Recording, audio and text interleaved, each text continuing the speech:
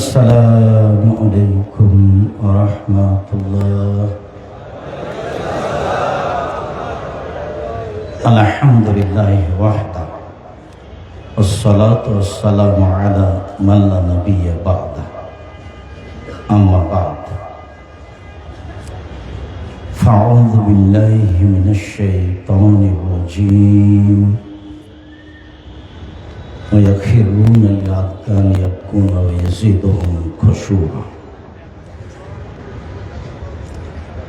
عن أنس رضي الله تعالى عنه قال: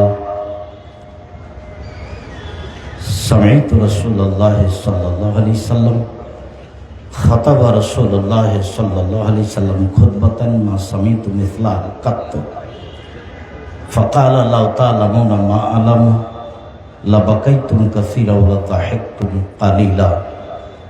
রাওয়াহুল বুখারী মুসলিম। সম্মানিত উপস্থিতি, প্রশংসা আল্লাহর জন্য, শান্তি অবতীর্ণ হোক আল্লাহর রাসূলের উপর সাল্লাল্লাহু আলাইহি ওয়াসাল্লাম। এই ছেলে, এই সামনের এটা টানো তো, এই ফুলটা তুমি এটা দেখো নি? বাসর ঘর সাজাও কেন? সম্মানিত দিনী ভাই ও বোন, এই যে এই সামনে আছে এইটা সম্মানিত দিনী ভাই ও বোন, আমরা সব বিষয় অবগত হলাম, তো মনের দিক দিয়ে খুব একটা গ্রহণ করতে না পারাই আমার ব্যক্তিগত ইচ্ছায় আজকের বিষয়বস্তু আল্লাহ ভীতি, আল্লাহকে ভয় করা সম্পর্কে, আল্লাহর ভয়ে কান্নাকাটি করা সম্পর্কে এক গুরুত্বপূর্ণ সংক্ষিপ্ত তথ্যবহল বিবরণের চেষ্টা করব ইনশাআল্লাহুল আজিজ। সম্মানিত দিনী ভাই ও বোন, আল্লাহকে ভয় করা বিষয়টি নির্ভর করে আল্লাহকে জানার উপরে। যে যেমন আল্লাহকে জানবে সে তেমন আল্লাহকে ভয় করবে, এ কথাই ঠিক। আনাস রাদিয়াল্লাহু তাআলা আনহু বলেন, রাসূল সাল্লাল্লাহু আলাইহি ওয়াসাল্লাম একদা আমাদের সামনে বক্তব্য দিলেন।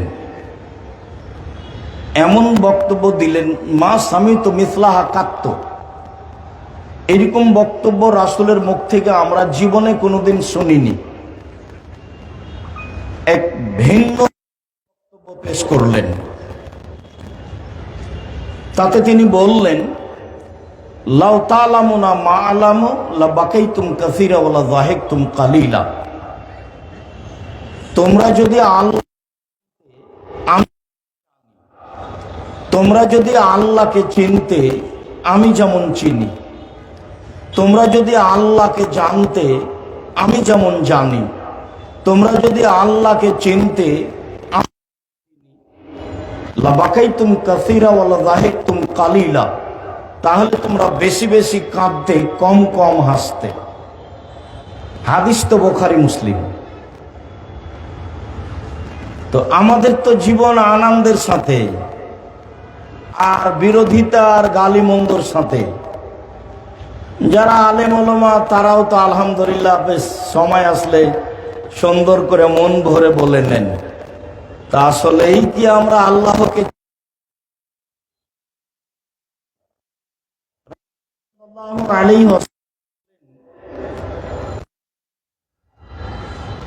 আল হায়া ওয়াল ঈমান করনা জামিয়া, লজ্জা এবং ঈমান একসাথে আছে, একসাথে লেগে থাকে। ঈমান এদার একটা উঠিয়ে দেওয়া হলে, একটা চলে গেলে আর একটা এমনিতেই চলে যায়। লজ্জা যখন থাকে না, ঈমান যখন থাকে না, লজ্জা। তো ঈমান কি? আল্লাহ তাআলা বলেন, ওয়াল আসর, কালের কসম, ইন্নাল ইনসানা লাফি খুসর, নিশ্চয় মানুষ ক্ষতির মধ্যে।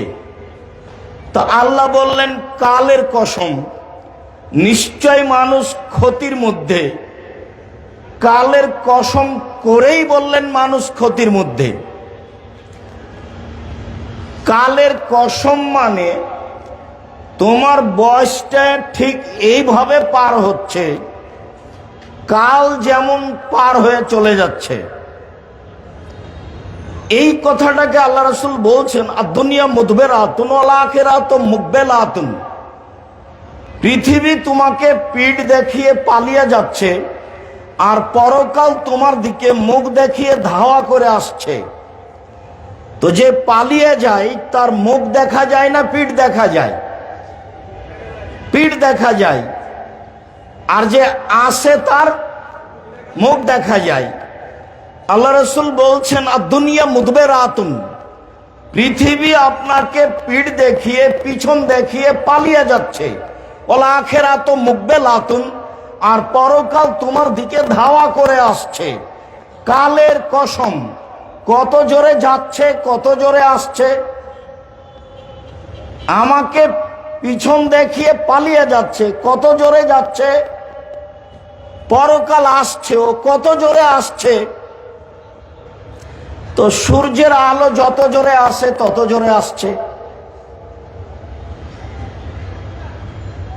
ইল্লাল্লাযীনা আমানু, তবে যারা ঈমান এনেছে। ঈমান এনেছে মানে আল্লাহকে বিশ্বাস করেছে, মানে আল্লাহকে চিনেছে, জেনেছে। ওয়া আমিলুস সালিহাত, আর সৎ আমল করেছে। সব আমল সৎ নয়। কেউ মাজারে 10 টাকা দিল, সেটাও আমল। কেউ মসজিদে, তো সৎ আমল কোনটা? যদি আল্লাহ তাআলা বলতেন যে ঈমান আনলো আর আমল করলো, তাহলে কথা শেষ ছিল। কিন্তু বললেন যে ঈমান আনলো এবং সৎ আমল করলো। আমল ওই সময় সৎ যখন আমল রাসূল সাল্লাল্লাহু আলাইহি সাল্লামের নিয়মের সাথে মিল খাবে। পাগড়ি যত বড়ই হোক, জুব্বা যত বড়ই হোক, আল খাল্লা যত বড়ই হোক, ক্ষমতা যতই থাক, দাপড় যতই থাক, আমল যদি রাসূলের নিয়মের সাথে মিল না খায়, তাহলে সে আমল বাতিল হবেই। এটা কাউকে বলা লাগবে না। ওয়ামিলুস সালিহাত, শতামল করলো। ওয়াতাওয়াসাউ বিল হককে, পরস্পরে হকের উপদেশ দিল, মানে দাওয়াত দিল। ওয়াতাওয়াসাউ বিস সবর, এবং পরস্পরে ধৈর্যের উপদেশ দিল। মানুষ ধৈর্য শব্দ জানে, কিন্তু ধৈর্য মানে এ কথা নয়। ধৈর্য হয়ে গেছে ঘোড়ার ডিম। সবাই বলে ঘোড়ার ডিম, কিন্তু কেউ দেখেনি।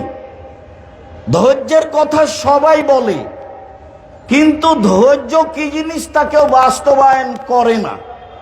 একজনের রিক্সা আর একজনের রিক্সার সাথে লেগে গেলে একবারে মন ভরে গালি দিয়ে নেয়, সেও বলে ধৈর্যের কথা। যারা দিন ধর্ম প্রচার করে তারাও ধৈর্যের উপরে বক্তব্য দেয়। তারপরে সুযোগ আসলে ঠিকই যা মনে চাই বলে নেই। ধৈর্য কি জিনিস? পরস্পরে ধৈর্যের উপদেশ দেই। সবটাই যখন আল্লাহকে জেনে হবে তখন সহজ হবে। কেননা তখন সে কাঁদতে শিখবে, বুঝতে শিখবে। আল্লাহ তাআলা বলেন, ওয়ায়াখিরুনা লিল আযকানি ইয়াবকুনা ওয়া ইয়াজিদুহুম খুশুয়া। পৃথিবীর বহু মানুষ আল্লাহর ভয়ে কেঁদে মাটিতে লুটিয়ে পড়ে, আর তার কান্নার শব্দ যখন কানে যায় তখন তার ভয় ভীতি, আল্লাহ ভীতি আরো বেশি হয়ে যায়। পৃথিবীর বহু মানুষ কান্নাকাটি করছে, করে মাটিতে লুটিয়ে পড়ে। আমি আর আপনি কান্নাকাটি করি না, এর অর্থ এই নয় যে কেউ কাঁদে না, এটা নয়।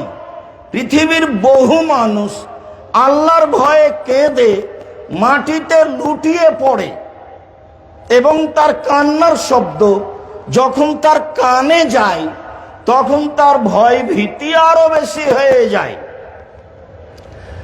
উকবা ইবনে আমির রাদিয়াল্লাহু তাআলা আনহু বলেন, রাসূল সাল্লাল্লাহু আলাইহি ওয়াসাল্লাম বলেছেন, মান তাওয়াদ্দা ফাহসানাল ওযুয়া, কেউ যদি ওযু করে, সুন্দর করে ওযু করে, ওয়াসাল্লা রাকাতাইন, তারপরে 2 রাকাত সালাত আদায় করে, মুকবিলান আলাইহিমা বিকলবিহি ওয়াজহিহি, মনে প্রাণে ভয় ভীতি নিয়ে, আল্লাহর ভয় মনে নিয়ে, মনে প্রাণে আল্লাহর ভয় ভীতি নিয়ে, আল্লাহকে জেনে শুনে যদি 2 রাকাত সালাত আদায় করে, ওয়াজাবাত লাহুল জান্নাহ, সে জান্নাতে যাবেই। এই কথাটা আরো সময়ে সময়ে আসবে। আল্লাহকে জেনে বুঝে কান্নাকাটি করা, এর ফল কি? এখানে একটা কথা আসলো, সুন্দর করে ওযু করা মর্মে একটু বলেনি। আবু হুরায়রা রাদিয়াল্লাহু তাআলা আনহু বলেন, রাসূল সাল্লাল্লাহু আলাইহি সাল্লাম একদা বললেন, আলা আদুল্লুকুম মায়ামহুল্লাহু বিহিল খাতায়া ওয়া ইয়ারফু বিহি দারাজা, আমি কি তোমাদের এমন একটা কথা বলে দিব না যাতে তোমাদের পাপ মিটে যাবে, মান বেড়ে যাবে? আমি কি এমন একটা কথা বলে দিব না যাতে পাপ মিটে যাবে, মান বেড়ে যাবে? কালু বালা, সাহাবীগণ বলে হ্যাঁ, সেটা কি? সেটাই তো জানতে চাই। পাপ মিটে যাবে, মান বেড়ে যাবে, তো ভালো কথাই তো হলো, বলেন সেটা কি? রাসূল সাল্লাল্লাহু আলাইহি সাল্লাম বললেন, শোনো, ইসবাগুল ওযু, সুন্দর করে ওযু করলে পাপ মিটে যাবে, মান বেড়ে যাবে। অমাশিয়াল আকদাম, পায়ে হেঁটে মসজিদে গেলে পাপ মিটে যাবে, মান বেড়ে যাবে। ওয়াইনতেজারু সালাত বাদা সালাত, সালাতের পরে আবার সালাত আদায় করব এমন আশা পোষণ করে অপেক্ষা করলে পাপ মিটে যাবে, মান বেড়ে যাবে।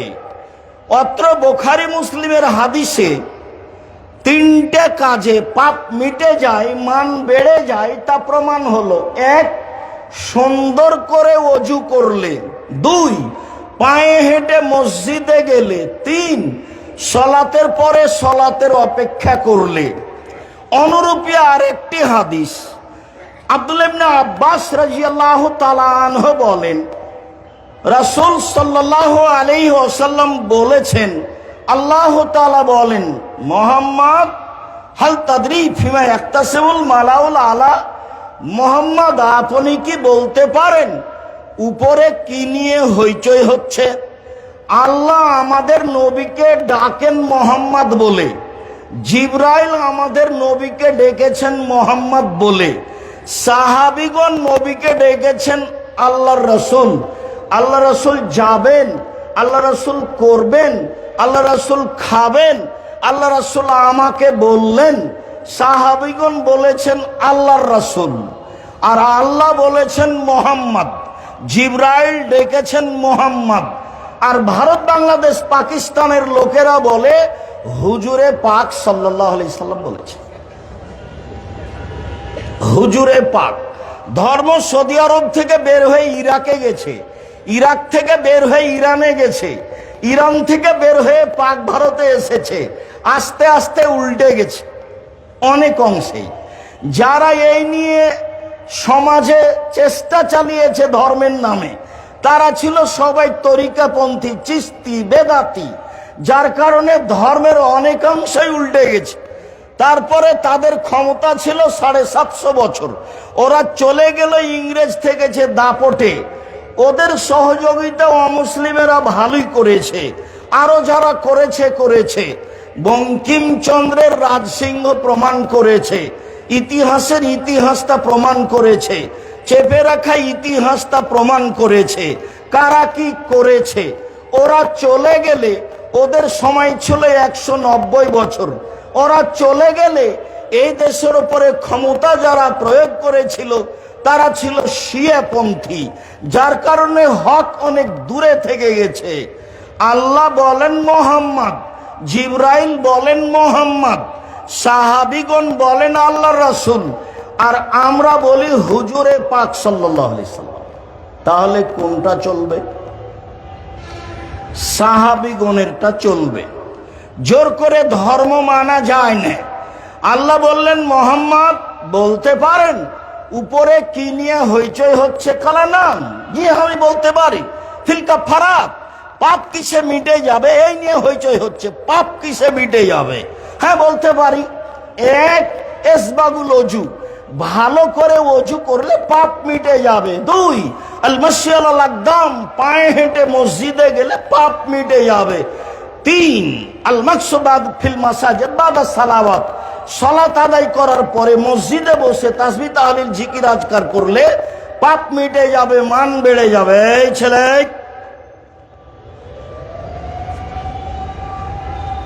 দয়া করে আমাকে কিছুক্ষণ কাজ দেখাবেন না।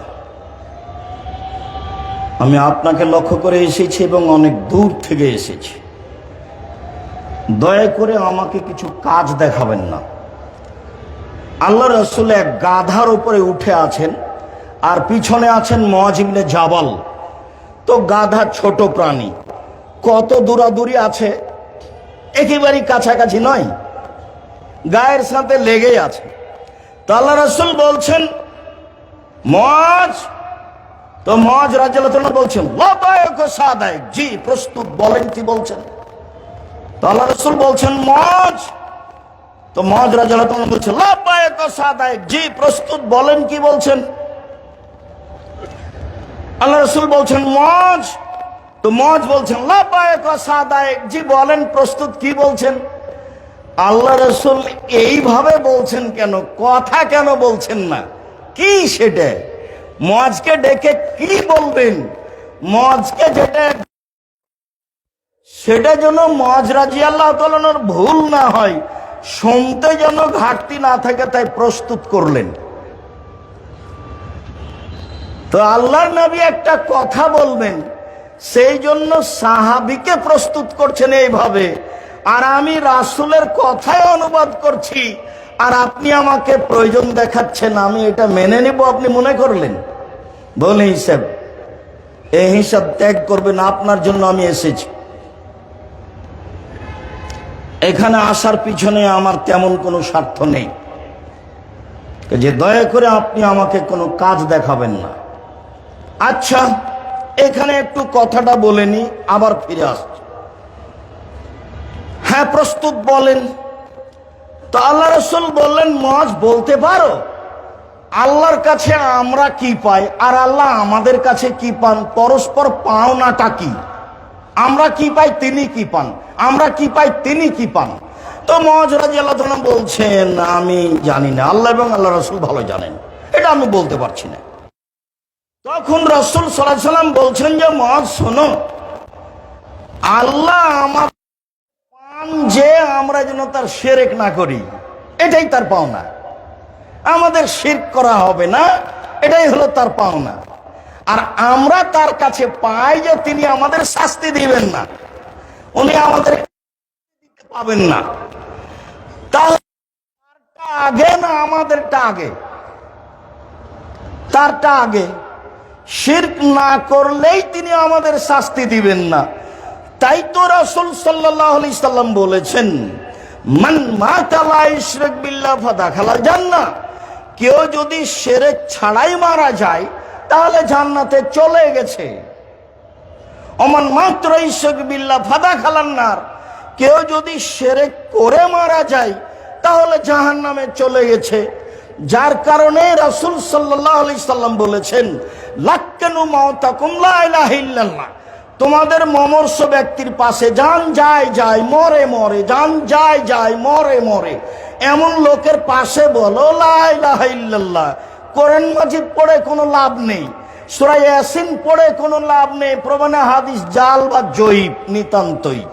কোরআন মাজিদ পড়ার কথা নয়। আল্লাহ রাসূল বলেছেন যান যায় যায় পাশে লা ইলাহা ইল্লাল্লাহ বলো। কেন? আল্লাহ নবী বলেছেন মান কানা আখিরু কালামিহি লা ইলাহা ইল্লাল্লাহ ফাদাখালাল জান্নাহ, কারো যদি শেষ বাক্য লা ইলাহা ইল্লাল্লাহ হয় তাহলে সে জান্নাতে চলে গেছে। অতএব মানুষের শেষ জীবনে যেন লা ইলাহা ইল্লাল্লাহ হয়, এইটা তোমরা চেষ্টা করো, পাশে বলো লা ইলাহা ইল্লাল্লাহ, তাকে তালকিন দাও। এই বিষয়ে আরেকটু বলি। আবু যার গেফারি রাদিয়াল্লাহু তাআলা আনহু বলেন, একদা আমি আল্লাহ রাসূলের নিকটে আসলাম, দেখি তিনি ঘুমিয়ে। আমি চলে গেলাম, আবার আসলাম, দেখি তিনি জেগে।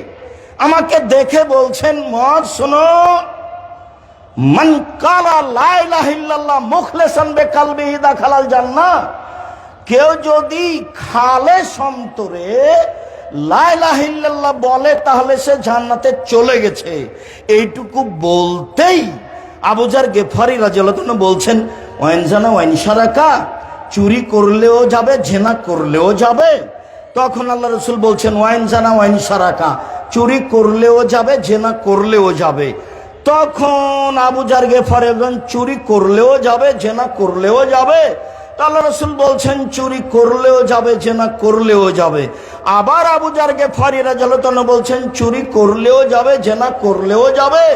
তখন আল্লাহ রাসূল বলছেন, আবু যার গেফারি, তোমার নাকটা মাটিতে মিশে যাক, আমি বলছি যাবে, তুমি এভাবে বলছো কেন?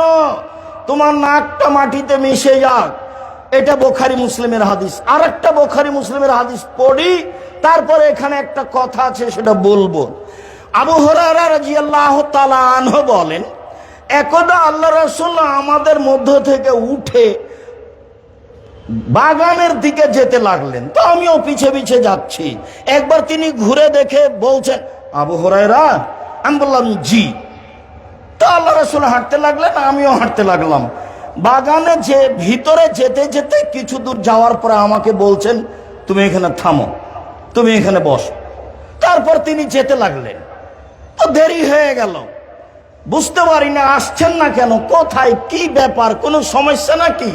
তারপর দেখছি ওই যে আসছেন, ওই যে আসছেন। যখন কাছাকাছি তখন তিনি বলছেন, চুরি করলেও যাবে, জেনা করলেও যাবে। আবার বলছেন, চুরি করলেও যাবে, জেনা করলেও যাবে। আবার বলছেন, চুরি করলেও যাবে, জেনা করলেও যাবে। এবার কাছাকাছি চলে এসেছেন। তখন আমি বললাম, আল্লাহর নবী, আপনি কার সাথে কথা বলছিলেন? কাউকে তো দেখতে পেলাম না। আপনি বলছেন যে এটা করলেও যাবে, এটা করলেও যাবে। আমি খালি মানুষ খুঁজছি, কে কে সে, কার সাথে কথা বলছে, কই কাউকে তো দেখতে পাই না, কে বলছে, কার সাথে তিনি কথা বলছেন। তখন আল্লাহ রাসূল বলছেন যে, আবু হুরায়রা শোনো, জিবরাইল আমাকে বলছেন, কেউ যদি খালেস অন্তরে লা ইলাহা ইল্লাল্লাহ বলে তো জান্নাতে চলে যাবে। তখন আমি বলছি, চুরি করলেও যাবে, জেনা করলেও যাবে। তো বলছেন যে চুরি করলেও যাবে, জেনা করলেও যাবে। যেহেতু এখন জিবরাইল এবং মুহাম্মদ সাল্লাল্লাহু আলাইহি সাল্লামের মাঝে কথা হচ্ছে, এই জন্য আবু হুরায়রা রাদিয়াল্লাহু তাআলা জিবরাইলকে দেখতে পাচ্ছেন না। হাদিস বুখারী মুসলিম। জিবরাইলকে মানুষ দেখতে পাবে না। আল্লাহ নবী বলছেন, আয়েশা, এই যে জিবরাইল তোমাকে সালাম দিল। তা আয়েশা রাদিয়াল্লাহু তাআলা আনহা বলছেন, ওয়া আলাইহিস সালাম ওয়া রাহমাতুল্লাহ, তার উপরও সালাম, তার উপরে রহমত শান্তি। তো আপনি তো দেখতে পান, আমরা তো দেখতে পাই না। আপনি বলছেন এই যে জিবরাইল তোমাকে সালাম দিল, তো আমি সালামের উত্তর দিলাম, আমি তো জিবরাইলকে দেখতে পাই না। আয়েশা রাদিয়াল্লাহু তাআলা আনহা বলেন, এক বিছানে তিনজন, আমি, জিবরাইল আর আল্লাহ রাসূল। তো আল্লাহ রাসূল জিবরাইলকে বুঝতে পারেন, দেখতে পান, আমি তো দেখতে পাই না। এখন তিনি বারবার বলছেন, চুরি করলেও যাবে, জেনা করলেও যাবে। তো বলছেন তো তিনি জিবরাইলের সাথে কথা, আমি কি দিয়ে দেখতে পাবো? এটাও বুখারী মুসলিমের হাদিস। আগে ছিল জুবায়ের এবং আল্লাহ রাসূল, আর এখন হলেন আল্লাহ রাসূল এবং জিবরাইল। মনে হয় কথা স্পষ্ট হয়েছে। এখানে যে কথাটা আমি বলতে চেয়েছি সেটা হলো এই, যে আরো যে বড় বড় পাপ আছে সেইগুলো আবু যার গেফারি রাদিয়াল্লাহু তাআলা আনহু বলছেন না কেন? শিরক সবচেয়ে বড় পাপ। বাপ মাকে অমান্য করা পৃথিবীর দ্বিতীয় মহাপাপ। মিথ্যে সাক্ষী পৃথিবীর তৃতীয় মহাপাপ। চট্টগ্রাম জেলে বহু মানুষ 20-30 বছর থেকে আছে, ও নিজেও জানে না আমি কেন জেলে, জজও জানে না ঘটনা কি, উকিলও জানে না ঘটনা কি, যে সাজিয়েছে শুধু সেই জানে। সাক্ষী তো জানে না, টাকা দিতে চেয়েছে তাই সাক্ষী দিয়েছে, ওরও জানা নাই। সাক্ষীও বলছে আমি 2 চোখে মারতে দেখেছি। যার কথা বলছে 2 চোখে মারতে দেখেছি, সে সেদিন রংপুরে ছিল, চট্টগ্রামে ছিল না। তারপরে বলছে যে 2 চোখে মারতে দেখেছি, তার নাম সাক্ষী না। বসো। সম্মানিত দিনী ভাই বোন, বলছিলাম যে বড় বড় পাপগুলি উল্লেখ হলো না কেন? এই জন্য যে এই 2টা পাপে সামাজিক যত অপমান আছে, আর কোন পাপে সামাজিক তত অপমান নেই। চোরও যদি ধরা পড়ে আর একজন চোর তাকে মারে, জেনা করার পরে যদি মানুষ ধরা পড়ে তো আর একজন জেনাকার তাকে গালি দেয়। এই 2টা পাপ সমাজে খুব ঘৃণিত, যার কারণে বারবার উল্লেখ হচ্ছে। বলছিলাম আল্লাহ ভীতি, মহান আল্লাহ আমাদের নবীকে বলেন। বলছিলাম রাসূল সাল্লাল্লাহু আলাইহি সাল্লাম বললেন যে সুন্দর করে ওযু করলে, পায়ে হেঁটে মসজিদে গেলে, সালাতের পরে জিকির করলে পাপ মিটে যায়, মান বেড়ে যায়। এই কথা বলার পরে আল্লাহ রাসূল বলছেন মান ফালা হাদা আশাবে খাইরিন ও মাতাবে খাইরিন, যে এমন কাজ করলো তার মরে যাওয়া ভালো, তার বেঁচে থাকা ভালো। যে এমন কাজ করলো তার মরে যাওয়া ভালো, তার বেঁচে থাকা ভালো।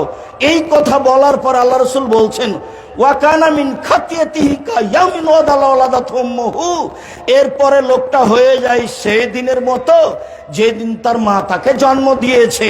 লোকটি নিষ্পাপ হয়ে যায়। সুন্দর করে ওযু করলে, পায়ে হেঁটে মসজিদে গেলে, মসজিদে বসে বসে জিকির আজকার করলে লোকটা হয়ে যায় সেই দিনের মতো যেদিন তার মা তাকে জন্ম দিয়েছে, নিষ্পাপ হয়ে যায়। 1 2 হজ কবুল হলেও নিষ্পাপ হয়ে যায়। 3 অসুস্থ হওয়ার পরেও যদি কেউ বলে আলহামদুলিল্লাহ, তাহলে লোকটা হয়ে যায় সেদিনের মতো যেদিন তার মাতাকে জন্ম দিয়েছে।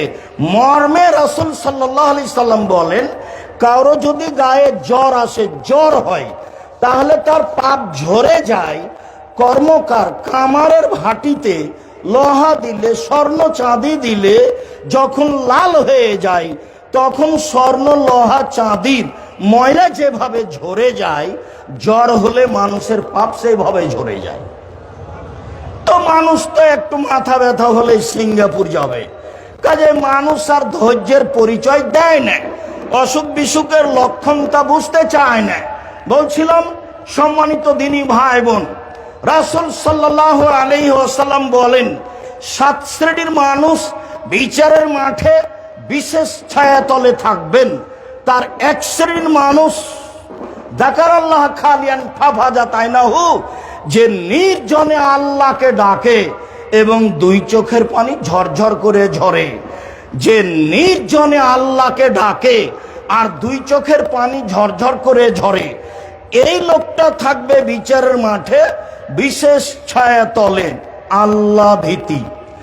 আব্দুল্লাহ ইবনে আব্বাস রাদিয়াল্লাহু তাআলা আনহু বলেন রাসূল সাল্লাল্লাহু আলাইহি সাল্লাম বলেছেন আইনানে লা তামসুহুমান নার, 2 শ্রেণীর চক্ষু, 2 শ্রেণীর মানুষ জাহান্নামে যাবে না। 1 বাকাত, যেই চক্ষু যেই মানুষ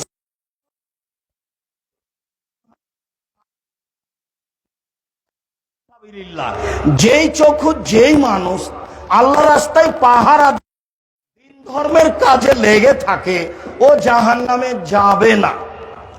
আবু হুরায়রা রাদিয়াল্লাহু তাআলা আনহু বলেন রাসূল সাল্লাল্লাহু আলাইহি সাল্লাম বলেছেন লাইয়ালাজান নারা রাজুলুন বাকামিন খাশিয়াতিল্লাহ হাত্তা ইয়ালাদাল লাবানু ফি দরে, গাভীর বাট ওলান থেকে চাপ দিয়ে দুধ বের করে ভিতরে ঢোকানো যায় না, যেমন আল্লাহর ভয়ে কাঁদে যে সে জাহান্নামে যাবে না তেমন। আবার বলি, গাভীর বাট বান থেকে ওলান থেকে চাপ দিয়ে দুধ বের করে ভিতরে ঢোকানো যায় না যেমন, এইটা যেমন অসম্ভব, আল্লাহর ভয়ে কাঁদে যে তার জাহান্নামে যাওয়া তেমনি অসম্ভব। মুআবিয়া ইবনে হাওদা রাদিয়াল্লাহু তাআলা আনহু বলেন, রাসূল সাল্লাল্লাহু আলাইহি সাল্লাম বলেছেন, সালাসু উয়ুনিন লা তারাহুমান নার, তিন শ্রেণীর চক্ষু জাহান্নাম দেখবে না। তিন শ্রেণীর মানুষ জান্নাতে যাবেই, তিন শ্রেণীর মানুষ জান্নাতে যাবেই। এক, বাকাত মিন খাসিয়াতিল্লাহ, ওই চক্ষু ওই মানুষ যে আল্লাহর ভয়ে কাঁদে। দুই, হারাসাত ফি সাবিলিল্লাহ, ওই চক্ষু ওই মানুষ যে আল্লাহ রাস্তায় পাহারা দেয়। তিন, গাজাতান মাহারেমিল্লাহ, ওই চক্ষু যে বেগানা নারী অপর নারীকে দেখে চক্ষু নিচু করে, অপর নারীকে দেখে চক্ষু নিচু করে যে সে জান্নাতে যাবে। এই কথা মুহাম্মদ সাল্লাল্লাহু আলাইহি সাল্লাম বলেন। তিনি বলেন, পৃথিবীর মানুষ শুনে রেখো। জাবের রাদিয়াল্লাহু তাআলা আনহু বলেন, আল্লাহর নবীকে তিনি বললেন, আল্লাহ রাসূল, কোন মহিলার ওপরে যদি হঠাৎ চোখ পড়ে যায় তাহলে কি করব? আল্লাহর নবী, কোন মহিলার ওপরে যদি হঠাৎ চক্ষু পড়ে যায় তাহলে কি করব?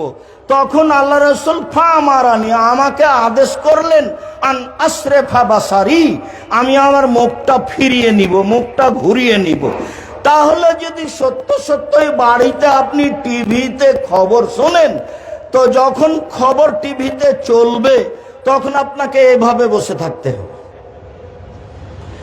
আপনি একটা রং মাখানো মহিলার মুখের উপরে তাকিয়ে খবর শুনবেন, তখনও আপনার ইমান কাজ করে। ধর্ম কি পাগল হয়ে গেছে? ধর্ম কি রাজশাহী চাঁপাইনবাবগঞ্জের হাওয়াই লাড্ডু?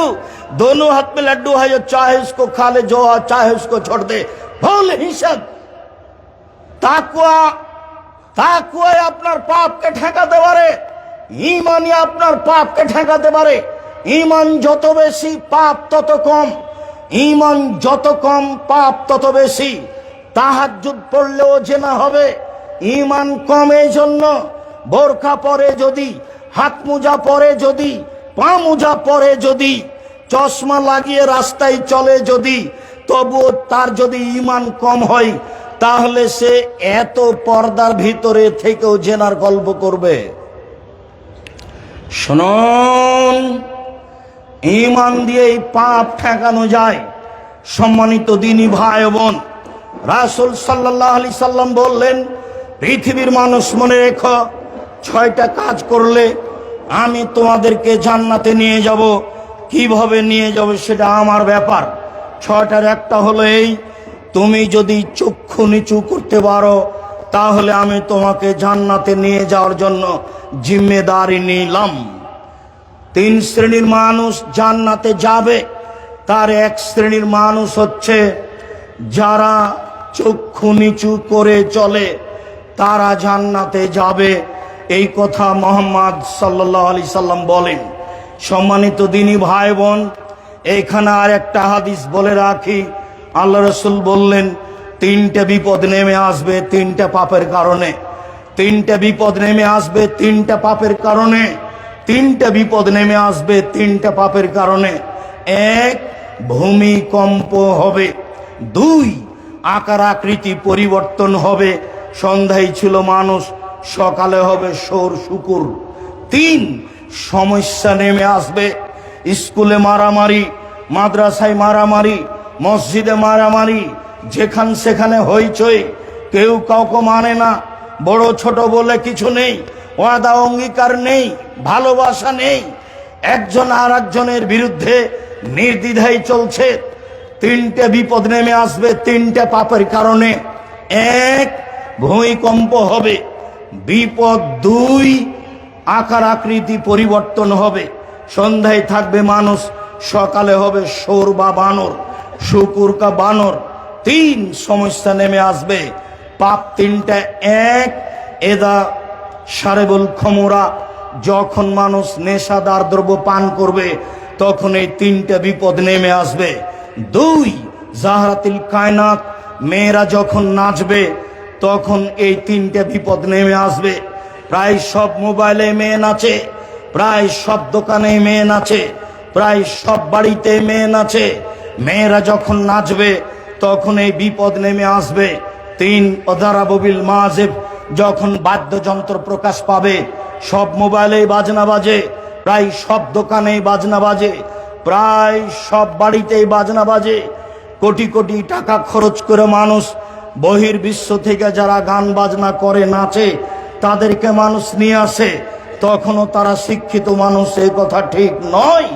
আল্লাহ বলেছেন ইন্নামা ইয়াতাযাক্কারু উলুল আলবাব, নিশ্চয় উপদেশ গ্রহণ করে শিক্ষিত মানুষ।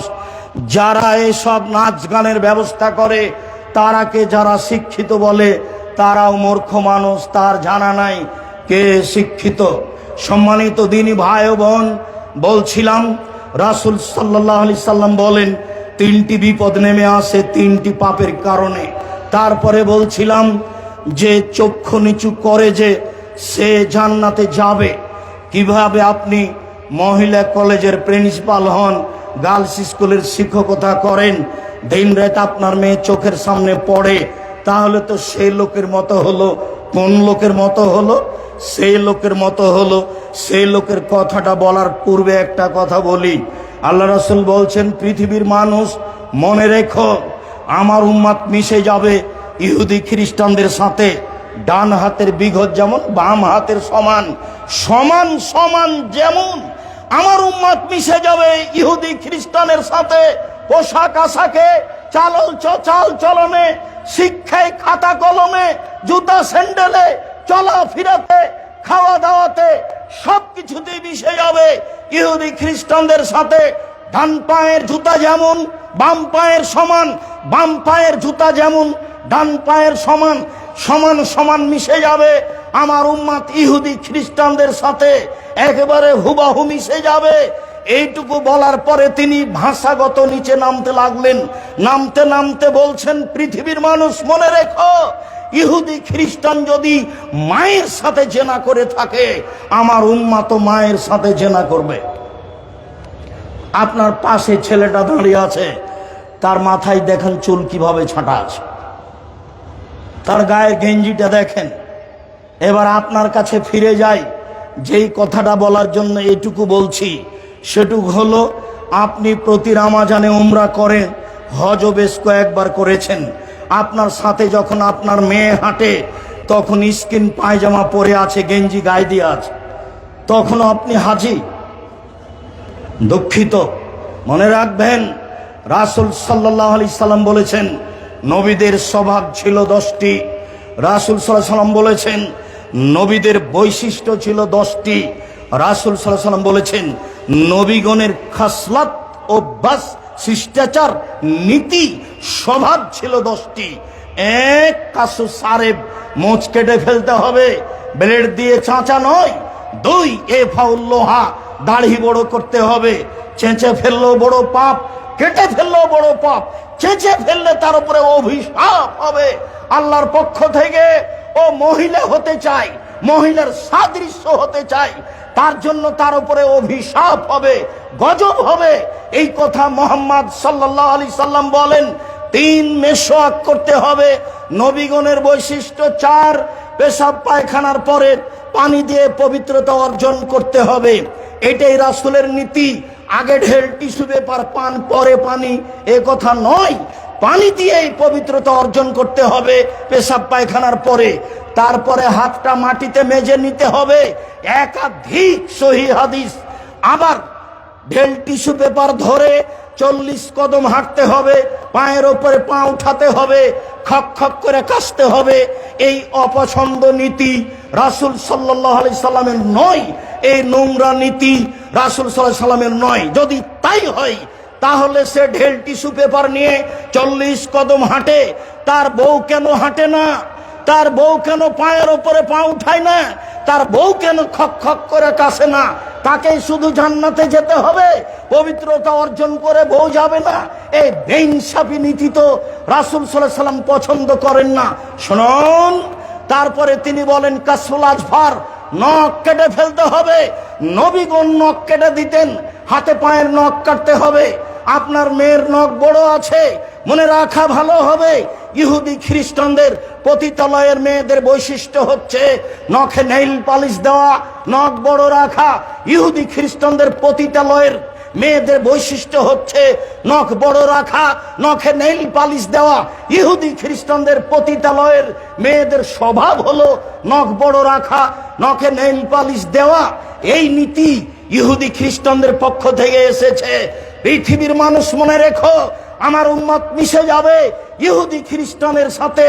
ডান হাতের বিঘত যেমন বাম হাতের সমান, ডান পায়ের জুতা যেমন বাম পায়ের সমান, সমান সমান চাল চলনে, পোশাক আশাকে, স্কুল কলেজে পড়াশোনায়, খাতা কলমে, গাড়ি ছাকড়াতে, চলাফেরাতে, খাওয়া পান করাতে সবকিছুতে মিশে যাবে তাদের মতো হয়ে।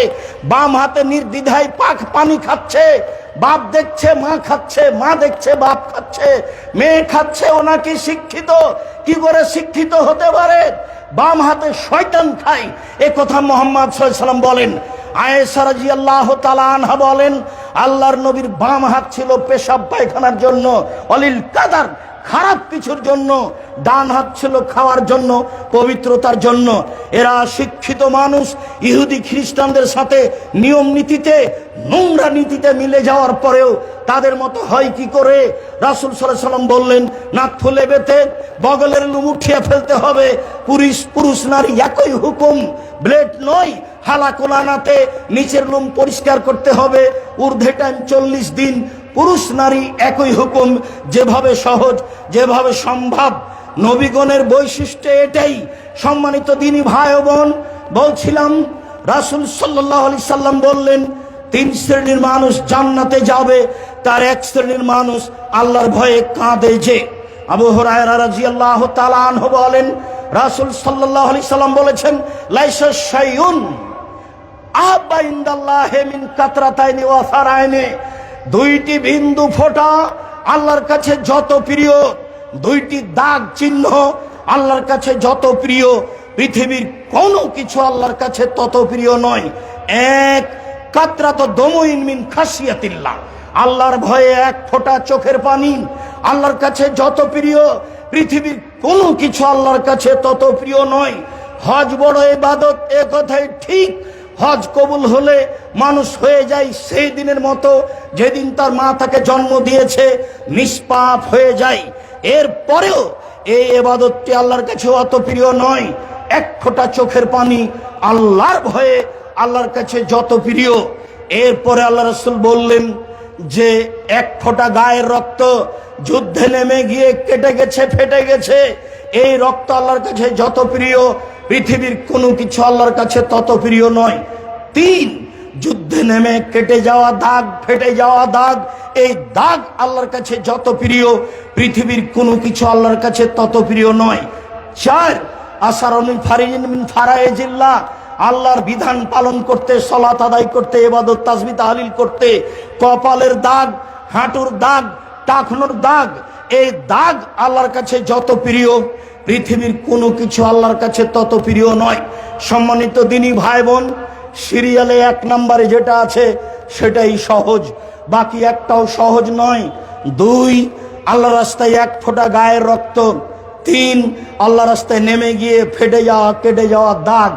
4, ইবাদত করতে করতে হাতে পায়ের টাকনোর, কপালের দাগ। এটা তো আপনার হাতে নয়, একদিনে করা যায় না। 1 নম্বরে যেটা আছে সেটা সহজ, এখনই সহজ। রাসূল সাল্লাল্লাহু আলাইহি সাল্লাম যখন বললেন যে তোমরা যদি আল্লাহকে জানতে আমি যেমন জানি, তোমরা যদি আল্লাহকে চিনতে আমি যেমন চিনি, তাহলে বেশি বেশি কাঁদতে, কম কম কম হাসতে। ফাগাত্তা আসহাবু রাসূলিল্লাহ সাল্লাল্লাহু আলাইহি সাল্লাম রাআসাহুম ওয়ালাহুম ফানিন, তখন সাহাবীগণ কাপড় দিয়ে মাথা ঢেকে নিয়ে কান্নাকাটি করতে লাগলেন। বুখারী মুসলিম। সম্মানিত দিনী ভাই বোন, আপনাকে আমি আল্লাহর ভয় করার জন্য আন্তরিকভাবে অনুরোধ জানাচ্ছি। নির্জনে আল্লাহকে ডেকে আপনার পাপের কথা বলেন। মহান আল্লাহ বলেন, মুহাম্মদ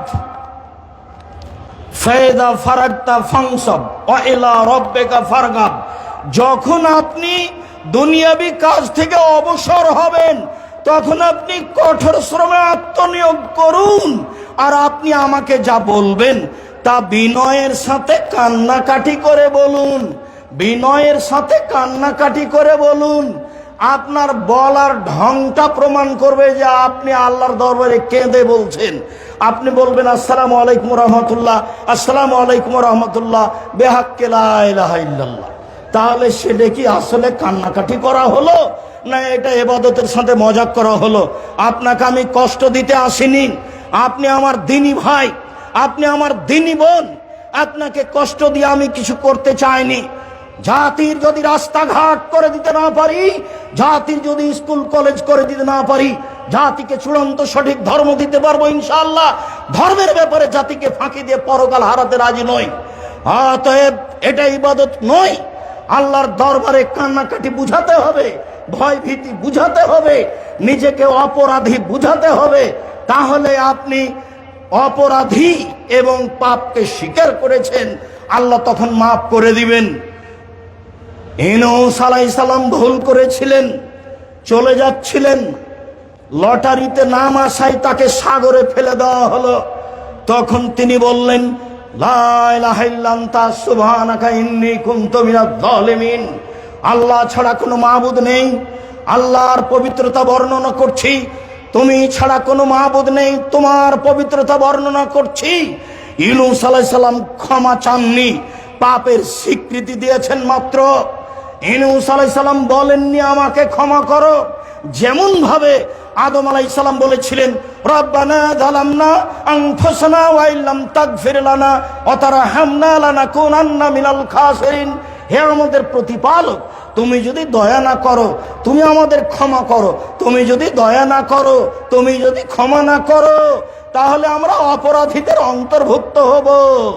তুমি আমাদের ক্ষমা করো, তুমি যদি দয়া না করো, তুমি যদি ক্ষমা না করো, তাহলে আমরা অপরাধীদের অন্তর্ভুক্ত হব। মূসা আলাইহিস সালাম এক থাপ্পড় দিয়ে লোকটাকে মেরে দিয়ে বললেন রব্বি ইন্নী যালামতু নাফসি ফাগফিরলি। হে আমার প্রতিপালক, আমি অপরাধী, আমাকে ক্ষমা করে দাও। তিনি ক্ষমার কথা বললেন। ইউনূস আলাইহিস সালাম ক্ষমার কথা বলেননি, বলেছেন লা ইলাহা ইল্লা আনতা সুবহানাকা ইন্নী কুনতু মিনাজ জালিমিন। আমি অপরাধীদের একজন, আমি অপরাধী। তিনি নিজেকে পাপী বলে স্বীকৃতি দিয়েছেন। যখন আপনি পাপী বলে আল্লাহর দরবারে নিজেকে স্বীকৃতি দিবেন এবং প্রকাশ করবেন, প্রমাণ করবেন আমি পাপী, আমি বড় অপরাধী, আমি বড় গুনাহগার, তুমি বড় দয়াবান, তুমি বড় ক্ষমাবান, হতভাবাকে ক্ষমা করে দাও। তুমি আমার প্রতি একটু দয়া করো, তুমি আমাকে ক্ষমা করো। তোমাকে ভালোভাবে চিনি, তোমাকে ভালোভাবে চিনি। তুমি গাফফার, তুমি আজিজ, পরাক্রমশালী, সব কিছু করতে পারো, আমার পাপ ক্ষমা করে দিতে পারো। আমি আমার পাপের স্বীকৃতি দিয়ে গভীর রাতে তোমার দরবারে ক্ষমা চাচ্ছি। উমামা বাহিলি রাদিয়াল্লাহু তাআলা আনহু বলেন, রাসূল সাল্লাল্লাহু আলাইহি ওয়াসাল্লাম বলেছেন আলাইকুম বিকিয়ামিল লাইল। পৃথিবীর মানুষ, তোমরা রাতে আল্লাহকে ডাকতে শিখো, রাতে ইবাদত করতে শিখো, রাতে সালাত আদায় করো। ফাইনাহু দাবুস সালিহিনা কাবলাকুম। রাতে আল্লাহকে ডাকা, সালাত আদায় করা তোমাদের পূর্বের নবী, রাসূল, সিদ্দিক, শুহাদা, অতীতের পরহেজগার মানুষের কাজ ছিল। রাতে আল্লাহকে ডাকা অতীতের পরহেজগার মানুষের কাজ ছিল। রাতে আল্লাহকে ডাকা, এক রাতে আল্লাহকে ডাকলে আল্লাহকে কাছে পাওয়া যায়। দুই, পাপ মিটে যায়। তিন, পাপ থেকে দূরে সরে যায়। হুয়া কুরবাতুল লাকুম ইলা রাব্বিকুম। তাহলে তোমরা প্রতিপালককে নিকটে পাবা, পাপ মিটে যাবে, পাপ দূরে সরে যাবে। পৃথিবীর মানুষ, তোমরা রাতে আল্লাহকে ডাকো, রাতে ডেকে আল্লাহর কাছে হয়ে কান্নাকাটি করো। আবু হুরায়রা রাদিয়াল্লাহু তাআলা আনহু বলেন, রাসূল সাল্লাল্লাহু আলাইহি ওয়াসাল্লাম বলেছেন লাইসা শাইউন আকরামা ইনদাল্লাহি মিনাদ দুআয়ে। আল্লাহর কাছে চাওয়া কাজটি আল্লাহর কাছে যত প্রিয়, পৃথিবীর কোনো কিছু আল্লাহর কাছে তত প্রিয় নয়। এক, আল্লাহর ভয়ে কান্নাকাটি, এক ফোঁটা চোখের পানি আল্লাহর কাছে যত প্রিয়, পৃথিবীর কোনো কিছু আল্লাহর কাছে তত প্রিয় নয়। চাওয়া, বলা যে আমি পাপী, আমার একটু জমির ব্যবস্থা করো, এই কাজটা তার কাছে যত প্রিয়, পৃথিবীর কোনো কাজ আল্লাহর কাছে তত প্রিয় নয়। বরং মানলাম ইয়াসালিল্লাহ একদম আলাইহে, যে আল্লাহর কাছে চায় না তার উপর আল্লাহ অসন্তুষ্ট হন। যে আল্লাহর কাছে চায় না তার উপর আল্লাহ অসন্তুষ্ট হন। আল্লাহর গতিবিধি আর মানুষের স্বভাব দুটাই এক নয়। আল্লাহর গতিবিধি আর মানুষের স্বভাব দুটাই এক নয়। মানুষ, ধনী মানুষ প্রতিবেশী গিয়ে বললেন আমার ছেলের হাত ভেঙে গেছে, দয়া করে 10,000 টাকা দেন কর্জ, আমি ছেলেকে মেডিকেলে নিয়ে যাব, আপনি তো সবাকে দেন। তো বলবে কি করি, এখন তো টাকা পয়সা হাতে নেই। আচ্ছা ঠিক আছে, অন্তত 5,000 7,000 নিয়ে যাও। পরের দিন আবার গেছেন যে আমার ভাইগনার হাত ভেঙে গেছে, একটু 10,000 টাকা দেন। তো বলছে তোর জন্য টাকা বানাই নাকি রে। এটা হলো মানুষের স্বভাব গতি। আর এরকম কথা আল্লাহকে যত বলবেন তত খুশি, যত বেশি বলবেন তত খুশি। এটা তার গতি, এটা তার নীতি, এটাই তার গতি, এটাই তার নীতি। ওর কাছে চাইলে তিনি খুশি। তাই তো রাসূল সাল্লাল্লাহু আলাইহি সাল্লাম বলেন যে সবচেয়ে আল্লাহর কাছে পছন্দনীয় মান শাররাহু ইয়াস্তিজিবা দুআ ফি শাদায়েদ। কেউ যদি চায় বিপদে পড়লেই যেন আল্লাহ আমার কথা মেনে নেয়, বিপদে পড়লেই যেন আল্লাহ আমার কথা মেনে নেয়, বিপদে পড়লেই যেন আল্লাহ আমার কথা মেনে নেয়, যা বলবে সেটা মানবে, যা বলবে সেটা মানবে। তাহলে উচিত হবে আইয়ুকসিরা দুআ ফির রাখায়ে, যখন ভালো অবস্থায় আছে তখন বেশি বেশি দোয়া করতে হবে, যখন বিপদে পড়েনি তখন বেশি বেশি দোয়া করতে হবে। তাহলে বিপদে পড়ে বললেই তাড়াতাড়ি কবুল হয়ে যাবে। সম্মানিত দিনী ভাই বোন, আমার মনে হচ্ছিল অনেকক্ষণ আগেই সময় শেষ হয়ে গেছে, আমি পরিস্থিতি আঁচ করিনি, তারপরে বেশ কিছুক্ষণ বলে ফেললাম। আপনাকে আমি খুব ভালোবাসি, অনেক দূর থেকে এসেছি, যার কারণে মনে হয় পরিস্থিতিকে উপেক্ষা করে কিছু বলা হলো, মনে কিছু নিয়েন না। আমার মনে বড় সাধ, এই দেশের মাটিতে আমি উন্নত মানের প্রতিষ্ঠান গড়বই ইনশাআল্লাহ, যেখানে ছেলে মেয়ে বাংলা, ইংরেজি, আরবি উন্নত মানের শিক্ষা অর্জন করে জাতির অন্যায়ের বিরুদ্ধে লড়বে, মুখে কলমে মিডিয়ায় লড়বে। সেই পণ নিয়ে, সেই ত্যাগ তিতিক্ষা নিয়ে বাংলার মাটিতে জীবন বাজি রেখে লড়ে যাচ্ছি। সম্মানিত দিনী ভাই বোন, সেটাই হচ্ছে জামিয়া সালাফিয়া, দেশের সর্ববৃহৎ প্রতিষ্ঠান জামিয়া সালাফিয়া। প্রায় 100 বিঘা জমির উপরে রূপগঞ্জ, নারায়ণগঞ্জ, ঢাকা জামিয়া সালাফিয়া আয়তনে সবচেয়ে বড়। প্রায় 40 বিঘা জমির উপরে জামিয়া সালাফিয়া ডাঙ্গিপাড়া, পাওয়া, রাজশাহী। প্রায় 60 বিঘা জমির উপরে জামিয়া সালাফিয়া মহিলা শাখা, রাজশাহী। প্রায় 20 বিঘা জমির উপরে জামিয়া সালাফিয়া, দিনাজপুর। আর চট্টগ্রামে পরিকল্পনা চলছে, জমি হয়েছে, হবে ইনশাআল্লাহ। আমি কোনো মতেই চট্টগ্রামকে দুর্বল চোখে দেখিনি ঢাকার চেয়ে, বরং ঢাকার চেয়ে চট্টগ্রামকে ভালো অবস্থায় দেখতে চাচ্ছি। সেই সুবাদে দিন কাটাচ্ছি। চট্টগ্রামের মাটিতে ইনশাআল্লাহ জামিয়া সালাফিয়া গড়বই ইনশাআল্লাহ। যে কোনো মূল্যে জামিয়া সালাফিয়া চট্টগ্রামের মাটিতে হবে ইনশাআল্লাহ। কিভাবে হবে আমি তা জানি না, নিশ্চিত হবে, অবধারিত হবেই ইনশাআল্লাহ। আমি এতে নিশ্চিত। আমার মনে বড় সাধ, এই দেশের মাটিতে উন্নত মানের শিক্ষা প্রতিষ্ঠান গড়ে ছেলে মেয়েকে বাংলা, ইংরেজি, আরবি উন্নত মানের শিক্ষা দিয়ে জাতির অন্যায়ের বিরুদ্ধে লড়বো, মুখে কলমে মিডিয়ায়। জামিয়া সালাফিয়ায় প্রায় 5,000 ছেলে মেয়ে পড়ে। জামিয়া সালাফিয়া 519 জন এতিম আছে, অসহায় এতিম। জামিয়া সালাফিয়ায় 300 জন শিক্ষক শিক্ষিকা রয়েছেন, যারা মদিনা বিশ্ববিদ্যালয় থেকে আসেন, চলমান আছেন, আসবেন। তাদের বেতন লাগে না, আসা যাওয়া খরচ খাওয়া লাগে। যারা ইন্ডিয়া থেকে এসে আছেন তাদের বেতন লাগে, অনেক বেতন। আমরা যারা দেশের আছি, সাধারণ আছি, প্রতি মাসে এ যাবৎ 32 লক্ষ টাকা বেতন লেগে আসছে। এবারের জানুয়ারি থেকে কত লাগবে তা এখন আমার হিসাবে নেই, জানুয়ারির পরে আমি বলবো ইনশাআল্লাহ। সম্মানিত দিনী ভাই বোন, শিক্ষা গণে শিক্ষা মানে, শিক্ষক গুণে শিক্ষা মানে, আয়তনে এ দেশের বড় প্রতিষ্ঠান জামিয়া সালাফিয়া জীবন বাজি রেখে এই কাজ করে যাচ্ছি। জামিয়া সালাফিয়ার বড় শাখা সারা বাংলাদেশ জুড়ে মক্তব পরিচালনা করব ইনশাআল্লাহ। যেখানে থাকবে দাওয়াতি কার্যক্রম, যেখানে থাকবে শিক্ষা কার্যক্রম, কোরআন শিক্ষা দেওয়া। উত্তরবঙ্গে প্রায় 450 মসজিদ চলে, আমরা দক্ষিণবঙ্গে আসব ইনশাআল্লাহ সময়ের গতিতে। দেশ জুড়ে মক্তব পরিচালনা করব জামিয়া সালাফের বড় শাখা আর দাওয়ায়ে আল্লাহ। এক ভাই কথা বলছিলেন, তখন আমার একটা কথা মনে পড়েছিল। জি, যখন ফেনীতে, কুমিল্লায়, নোয়াখালীতে বন্যা দেখা দিয়েছিল, তখন আর দাওয়ায়ে আল্লাহর পক্ষ থেকে 8 জন মানুষ সব সময় ত্রাণ বিতরণ করছিল, এবং 2টা ছিল ওই যেগুলো কি ট্রলারগুলো, যেগুলো দ্রুতগামী গিয়ে মানুষকে উদ্ধার করবে। সব সময় অসহায় মানুষের পাশে দাঁড়াই জামিয়া সালাফের বড় শাখা আর দাওয়ায়ে আল্লাহ। দেশব্যাপী মক্তব পরিচালনা করব ইনশাআল্লাহ। দেশ জুড়ে উন্নত মানের শিক্ষা প্রতিষ্ঠান গড়ব ইনশাআল্লাহ।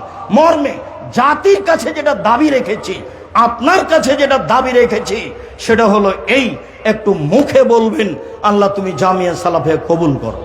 এইটুকু আমার দাবি, বাকিটুকু আপনার ইচ্ছে।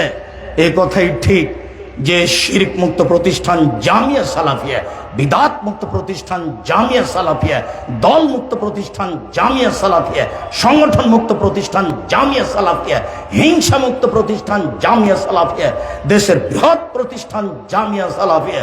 মন খুলে জামিয়া সালাফিয়ার জন্য দোয়া করেন, আপনার প্রতিষ্ঠানের জন্য দোয়া করেন, যাতে করে এই প্রতিষ্ঠানের মাধ্যমে জাতির অন্যায়ের বিরুদ্ধে লড়তে পারি। প্রতিপালক তুমি সর্বশক্তিমান, তুমি সবকিছু করতে পারো।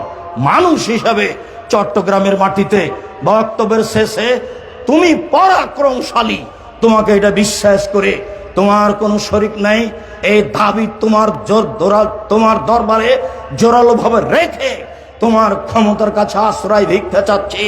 তুমি এই চট্টগ্রামের মাটিতে একটি বড় থেকে বড় উপযুক্ত জামিয়া সালাফের ব্যবস্থা করে দাও। তোমার দরবারে এই জোরালো দাবি দাওয়া রেখে আলোচনার শেষে এসে বলছি, আল্লাহ আমাদের যারা মারা গেছে তুমি তাদের কবরের শাস্তি মাফ করো। আমরা যারা অসুস্থ তুমি তাদের আরোগ্য দান করো। আমরা যারা বেঁচে আছি তুমি তাদেরকে তোমার রাসূলের পদ্ধতি অনুযায়ী চলার তৌফিক দান করো। আজকে আল্লাহ ভীতি সম্পর্কে যে আলোচনা শুনলাম, রাতের অন্ধকারে 2 রাকাত সালাত আদায় করে ভয় ভীতি নিয়ে তোমাকে একটু ডাকার, ক্ষমা চাওয়ার, পাওয়ার একটু সুযোগ করে দাও। তোমার দরবারে এই জোরালো দাবি দাওয়া দোয়া রেখে এখানে আলোচনা শেষ করছি। আব্দুল্লাহর বই আছে, বুখারীর ব্যাখ্যা, ব্যতিক্রম ব্যাখ্যা মিন্নাতুল বারী। ফিলিস্তিন সম্পর্কে আব্দুল্লাহ যে বই লিখেছে সেটাও আছে। আল ইতিসাম পত্রিকার এখন সম্পাদক আব্দুল্লাহ লিখে, কাজে এই পত্রিকা আপনার কাছে গ্রহণীয় বলে আমরা আশাবাদী। পত্রিকা আপনার লক্ষ লক্ষ টাকা খরচ করে আল ইতিসাম পত্রিকা বের করেন, বড় বড় বিদ্বান রেখেছেন, 12টা মুফতি আছে জামিয়া সালাফ আপনার পত্রিকার জন্য। আমি খাকসার সাধারণ মানুষ বড় বড় বিদ্বানদের সামনে বসে থেকে আপনাদের খিদমতের জন্য ফতোয়াগুলো প্রতি মাসে দেখি মাত্র। সম্মানিত দিনী ভাই বোন, জামিয়া সালাফের সব বই পুস্তক যথাযথভাবে মূল্যায়ন করার দাবি রেখে আল ইতিসাম পত্রিকা আপনি ব্যক্তিগতভাবে নেবেন আর এজেন্ট হিসেবে নেবেন, এ দাবি রেখে চট্টগ্রামের মাটিতে জামিয়া সালাফে হবে ইনশাআল্লাহ।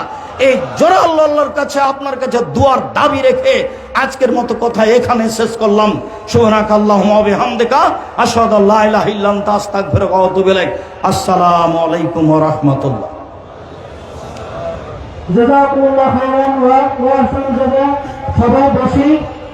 আলহামদুলিল্লাহ, আল্লাহ তাআলা সাহায্য ইচ্ছাকে কবুল করুন। যারা আমরা এখানে উপস্থিত